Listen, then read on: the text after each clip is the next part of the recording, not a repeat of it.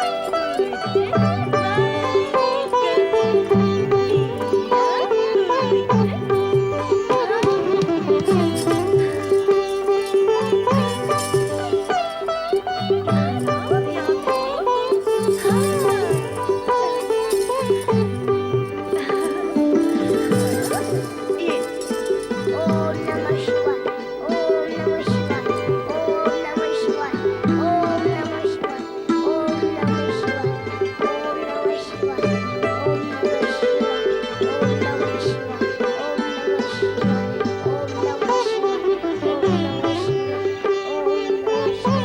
ओम नमः शिवाय। ओम नमः शिवाय। ओम नमः शिवाय। मंगल,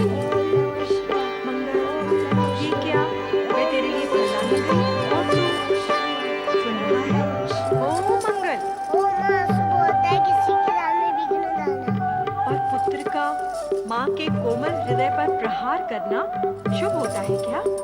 अब प्रश्न और तर्क मत करना अपनी माता से। मैंने कहा था ना, ये आयु खेलने कूदने और खाने पीने की होती है। मैंने कहा ना कि मेरी इच्छा खाने पीने के लिए कूदने में नहीं है। मंगल, ये आयु खेलने में रुचि लेने की होती है। तू बालक है, मैं माँ हूँ। मुझे तेरा बालकपन भी तो देखना है, उसका आनंद भी लेना है। नहीं, मुझे शिव जी का नाम ले दो। ओम नमः शिवाय। ओम नमः शिवाय। ओम नमः शिवाय। ओम नमः शिवाय। ओम नमः शिवाय। नारायण नारायण नारायण, श्रीमन्नारायण नारायण नारायण। पधारिए देवऋषि, मेरा प्रणाम स्वीकार करें। कल्याण भव। विधाता आपके आशीर्वाद को शीघ्र ही फलीभूत करे। तुम्हारे शब्दों और नेत्रों से तुम्हारे मन की पीड़ा बाहर आ रही है पृथ्वी देवी। मन के भीतर रहने के लिए पीड़ा को स्थान छोटा पड़ गया है देवऋषि, इसीलिए वो बाहर आ रही है। पीड़ा का कारण क्या है देवी? देवऋषि, दुखी प्राणी आपसे पीड़ा का उपाय पूछते हैं, कारण तो आपको ज्ञात होता ही है। तुम्हारे अतिरिक्त तुम्हारे परिवार में तुम्हारा पुत्र मंगल है। मेरा विचार है उससे हुआ मतभेद तुम्हारी पीड़ा का कारण हो सकता है। आपका अनुमान सत्य है देवऋषि, किंतु मंगल तो अभी निरा बालक है। इस आयु में मत और भेद दोनों से ही वो अछूता होगा। वैसा मतभेद नहीं जैसा आप समझ रहे हैं। देवी, मतभेद और मनभेद के आकार प्रकार होते हैं, ये तो मुझे ज्ञात है, किंतु वैसा और जैसा का ज्ञान मुझे नहीं। देवऋषि, विनोद करना तो आपका स्वभाव है, किंतु इस समय मैं अत्यंत दुखी हूँ। देवी, तुम्हारे दुख में मैं पूर्ण रूप से सहभागी हूँ, किंतु तुम्हारा दुख क्या है वो तो बताएं। एक माँ के लिए इससे बड़ा दुख और क्या हो सकता है कि उसका पुत्र उसे उसकी ममता का प्रत्युत्तर नहीं देता, उसे माँ कहकर नहीं पुकारता, उसके मातृत्व को महत्व नहीं देता, पुत्र होने के दायित्व को नहीं समझता। अरे अरे अरे, तुम तो पृथ्वी माँ हो, सारे जगत की माँ। सारे जगत के नर नारी, पशु पक्षी, जीव जंतु सभी तुम्हारी ममतामयी गोद में आनंद से पल रहे हैं, और तुम पृथ्वी माँ होकर भी एक छोटे से बालक से ढेर सारी आशाएं लगाए बैठी हो। नारायण नारायण, ये तो तुम बालक मंगल पर अन्याय कर रही हो। अन्याय मैं नहीं, मेरे साथ बालक मंगल कर रहा है। उसकी एक माँ नाम की पुकार सुनने के लिए मैं तरस गई हूँ।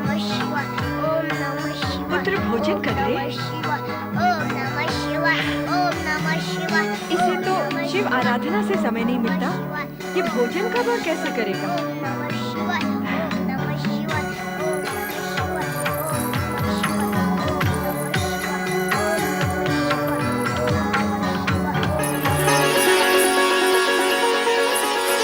ओंकार निराकार है, ओंकार परब्रह्म है, ओंकार में ही जगत कल्याण निहित है, ओंकार ही सर्वज्ञ है, ओंकार सदाशिव महेश्वर का ही सात्विक रूप है। ओम नमः शिवाय, ओम नमः शिवाय, ओम नमः शिवाय, ओम नमः शिवाय, ओम नमः शिवाय, ओम नमः शिवाय, ओम नमः शिवाय, ओम नमः शिवाय, ओम नमः शिवाय, ओम नमः शिवाय, ओम नमः शिवाय, ओम नमः शिवाय, ओम नमः शिवाय,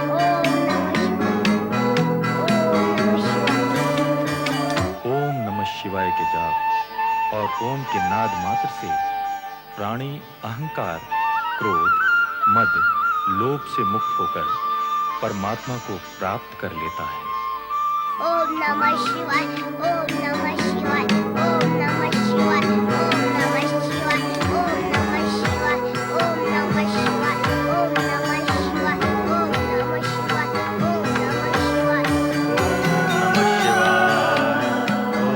नमः शिवाय, ओम नमः शिवाय, ओम नमः शिवाय। ओम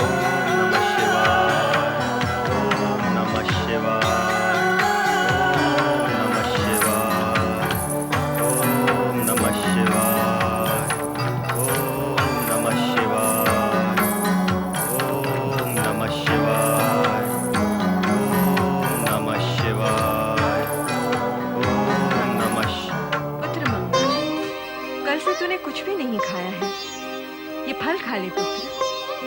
माँ, मैं तुम्हें अनेक बार कह चुका हूँ, मेरी खाने में कोई रुचि नहीं। हाँ हाँ जानती हूँ, तेरी रुचि केवल शिव आराधना में है, किंतु इससे तुझे क्या प्राप्त हुआ?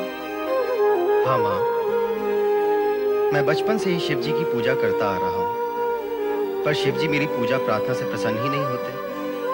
लगता है मुझ में ही कोई दोष है। हाँ, दोष तो है ही। दोष है? क्या दोष है माँ? इस जगत में माँ को अप्रसन्न करके कोई भगवान को प्रसन्न कर सका है क्या? तो क्या भगवान को प्रसन्न करने से पूर्व माँ को प्रसन्न करना पड़ता है? माँ और माँ बोलना सीखे बिना महादेव बोलना कैसे आएगा पुत्र?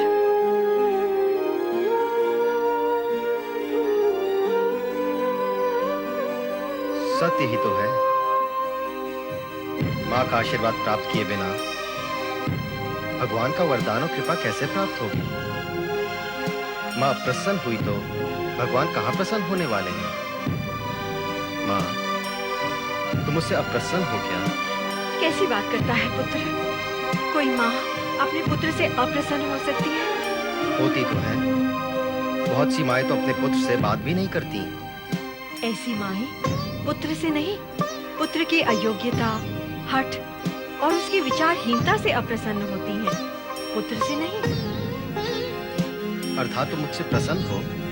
तुझसे तो मैं सदा प्रसन्न रहती हूँ पुत्र। तो फिर मुझे आशीर्वाद दो माँ। कैसा आशीर्वाद है? मैंने निश्चय किया है माँ कि काशी के गंगा तट पर जाकर मैं शिव जी की आराधना करूंगा। तब मुझसे शिव जी अवश्य प्रसन्न होंगे। काशी जाएगा तू अपनी माँ को अकेला छोड़कर?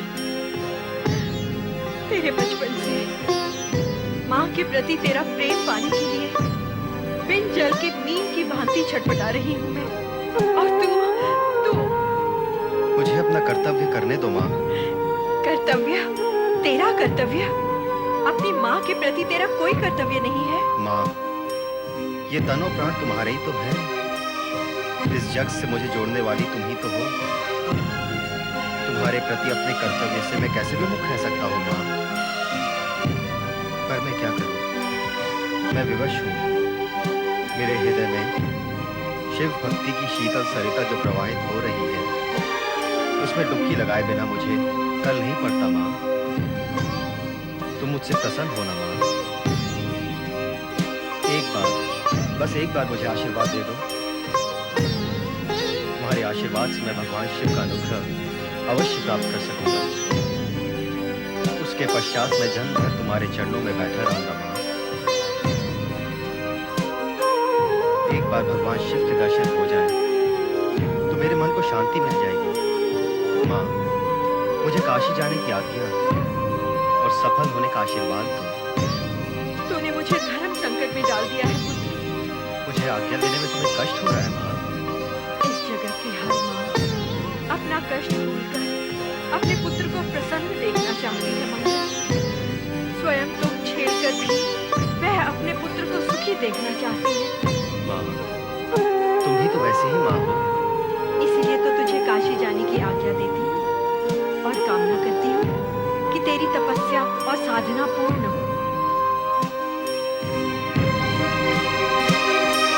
तुझे सिद्धि प्राप्त हो। सिद्धि प्राप्ति का आशीर्वाद लेकर पृथ्वी पुत्र मंगल ने भोलेनाथ के अनुग्रह प्राप्ति के लिए काशी की ओर प्रस्थान किया। पुत्र की इच्छा के वशीभूत होकर मां ने उसे काशी भेज तो दिया, किंतु उसके हृदय में चिंता और द्विविधा थी।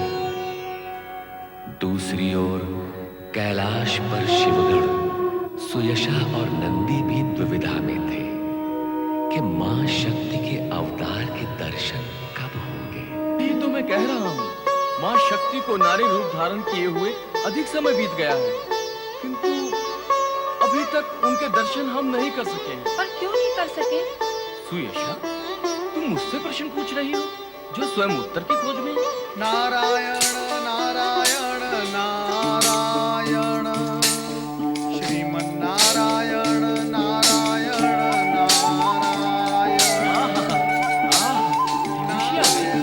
अब उत्तर भी प्राप्त हो जाएगा और भोलेनाथ भी समाधि से जागेंगे। देव ऋषि पधारिए। प्रणाम ऋषिवर। प्रणाम। नहीं नंदी नहीं, मुझसे किसी उत्तर की अपेक्षा न रखें। तीनों लोग को उपाय बताते बताते और उत्तर देते देते मेरी समस्त ग्रंथियां थक गई हैं।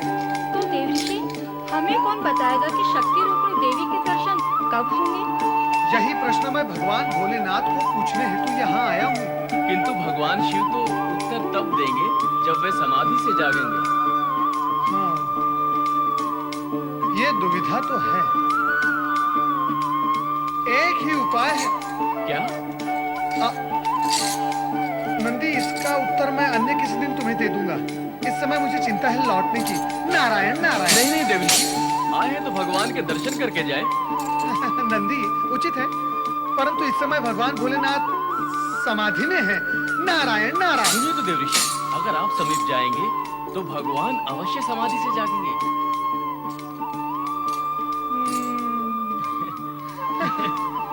नारायण नारायण। ओम नमः शिवाय।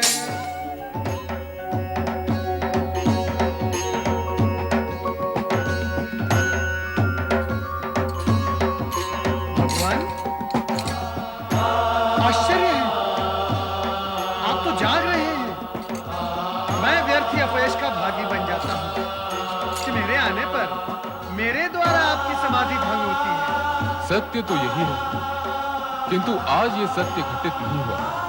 और हाँ, तुम्हारे प्रश्न का उत्तर देने का समय अभी आया नहीं। प्रश्न? मेरा प्रश्न? देवेश्वर, मात्र मेरा प्रश्न नहीं, हम सभी का प्रश्न है ये। इसका उत्तर आप दे ही दीजिए। शक्ति मां स्वरूपिणी देवी के दर्शन कब होंगे? नहीं नारद, अभी इस प्रश्न का उत्तर नहीं दिया जा सकता। क्यों देवेश्वर? ऐसा क्यों? इस हेतु की अन्य अनेक प्रश्न सम्मुख खड़े हैं। समय की प्रतीक्षा करना ही उचित होगा नारद।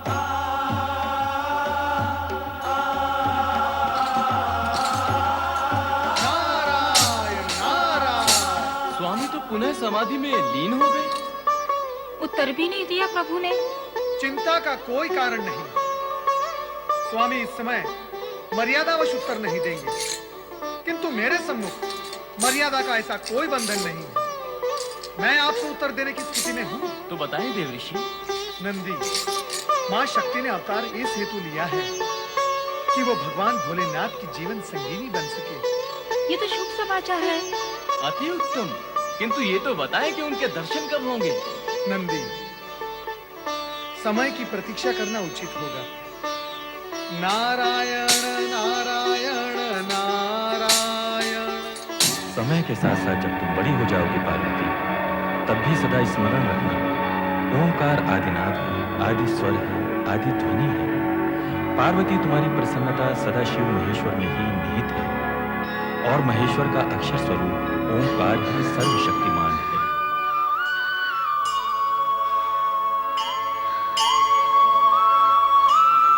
क्या हुआ पार्वती, क्या हुआ? तुम इधर रुक क्यों गई? कुछ तो बोलो पार्वती। ओम नमः शिवाय।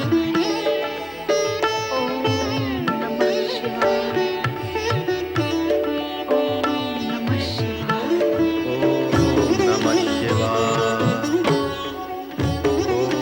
ओम नमः शिवाय। ओम नमः शिवाय। ओम नमः शिवाय। ओम नमः शिवाय। ओम नमः शिवाय।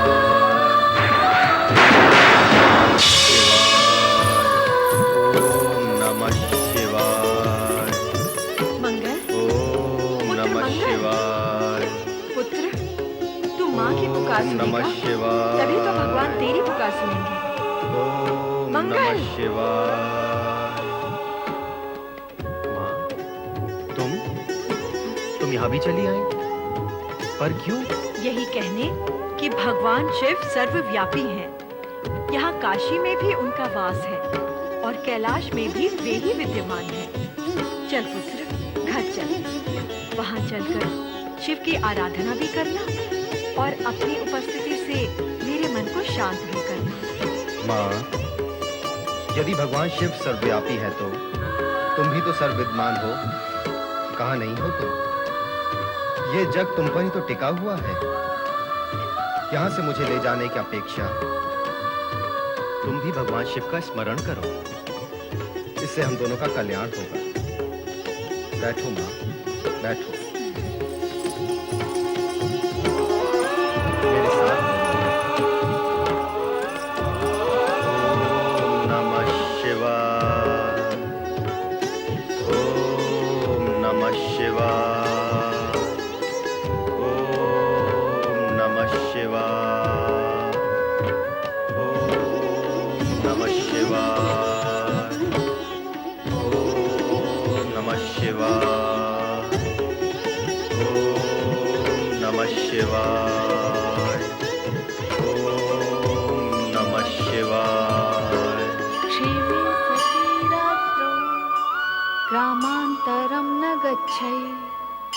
अर्थात रास्ता अच्छा होने पर भी रात हो जाने पर एक गांव से दूसरे गांव नहीं जाना है।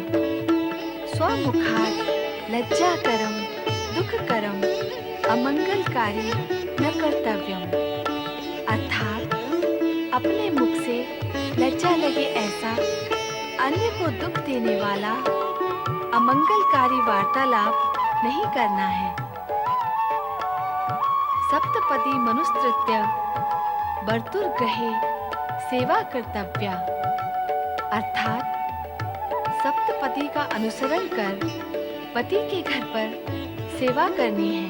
धन्य हो पार्वती, अपने अथक परिश्रम, लगन और माता सरस्वती की असीम कृपा से तुमने सभी अपेक्षित विषयों का संपूर्ण ज्ञान प्राप्त कर लिया है।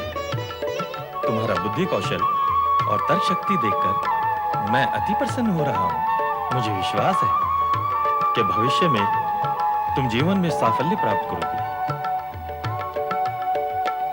नारायण नारायण। प्रसन्नता की बात है कि देवी पार्वती की शिक्षा पूर्ण हो गई। प्रणाम देवर्षि।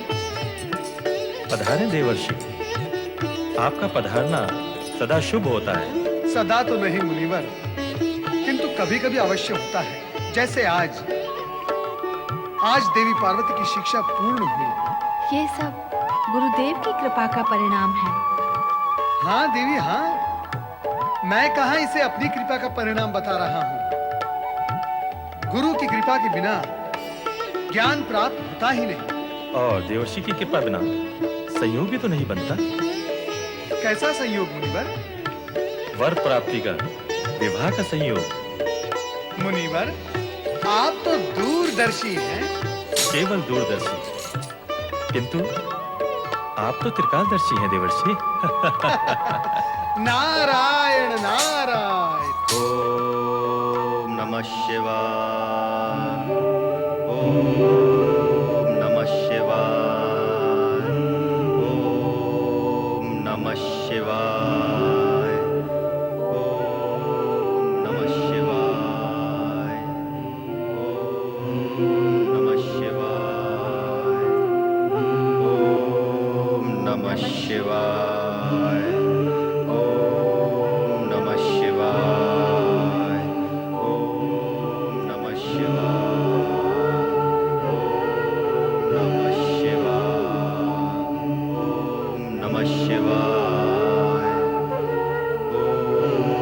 नमः शिवाय। ओम नमः शिवाय। ओम नमः शिवाय। ओम नमः शिवाय। ओम नमः शिवाय।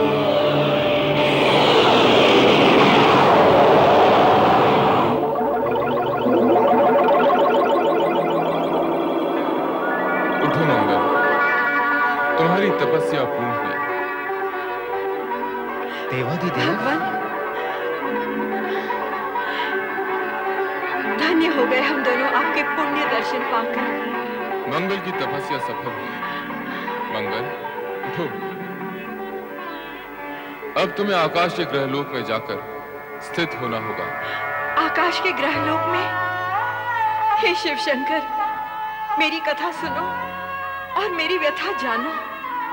ये जिस दिन से उत्पन्न हुआ है, उस दिन से आज तक मैं इसे मिल नहीं पाई हूँ। आपके द्वारा प्रदत्त यह पुत्र बालपन से आपकी आराधना में प्रवृत्त हो गया। जब इसकी आयु मुझे माँ कहकर पुकारने, मेरे मन को ममत्व से आंदोलित करने, मेरे वात्सल्य प्रेम को उभारने और उसे अभिव्यक्ति करने का मार्ग देने की थी, उस दिन भी वो आपका नाम स्मरण कर रहा था और आज भी आपका जाप करता है। इसे मेरे पुत्र होने का सुख भले ही प्राप्त हुआ होगा, किंतु मुझे इसकी मां होने का सुख आज तक नहीं मिला। इसने कहा था आपके दर्शन का लाभ होने के पश्चात यह मुझे मां का स्थान अवश्य देगा, किंतु उससे पहले तो आप इसे आकाश के ग्रह लोक में स्थान देने के इच्छुक हैं। फिर मैं क्या करूंगी?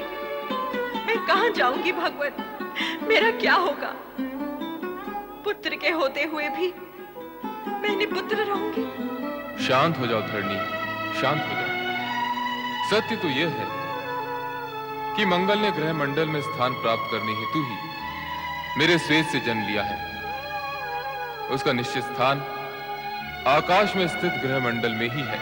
भगवान, यदि इसके जन्म का हेतु यही था, तो आपने इसे पुत्र के रूप में मुझे प्रदान कर मेरे मन को ममत्व से क्यों जागृत किया? कहां जाए युवा पुत्र की वह मां जिसका ममत्व निरुत्तर है? देवी, तुम्हें इस प्रकार विलाप करना शोभा नहीं देता। जगत तुम्हें सहनशीला और क्षमाशीला मानता है। तुम शालीनता की प्रतिमूर्ति हो। भूमि, अचला, धरणी आदि संबोधनों से भी जगत तुम्हारा सम्मान करता है। जगत की संपूर्ण नारी जाति के लिए तुम एक अनूठा आदर्श हो। दुख और पीड़ा देने वाले के प्रति भी तुम दयावान, क्षमावान और धैर्यवान रहती हो। ऐसे विराट गुण और आदर से पूर्ण होकर भी तुम पुत्र वियोग से विचलित हो रही हो? ये स्थिति तुम्हारे गुण और धर्म से सर्वथा विपरीत है। आपकी कृपा से सब कुछ हूँ भगवान, फिर भी माँ हूँ, माँ। चिंता न करो देवी, मंगल तुमसे अधिक दूर नहीं रहेगा। सदा तुम्हारी आंखों के सम्मुख रहकर रक्तवर्णी ग्रह के रूप में अपना लाल प्रकाश फैलाता रहेगा।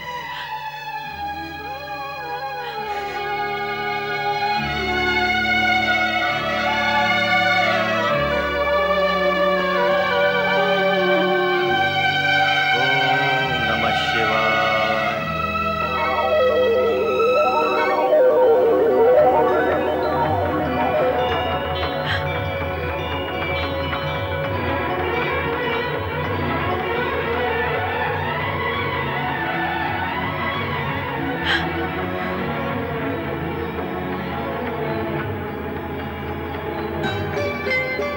दुखी मत हो मां,